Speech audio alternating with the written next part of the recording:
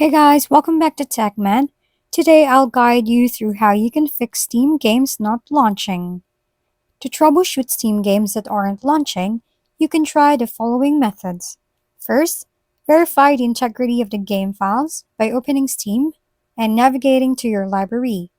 Right-click on a game that isn't launching, select Properties, and then choose the Local Files tab. Click on Verify Integrity of Game Files and wait for the process to complete.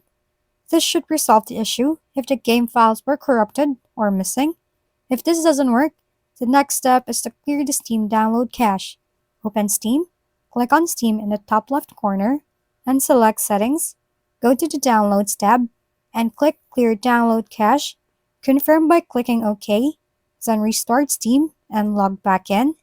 If neither of these methods resolves the issue, you may need to contact Steam support for further assistance. By following the steps, you should be able to address most issues preventing your Steam games from launching.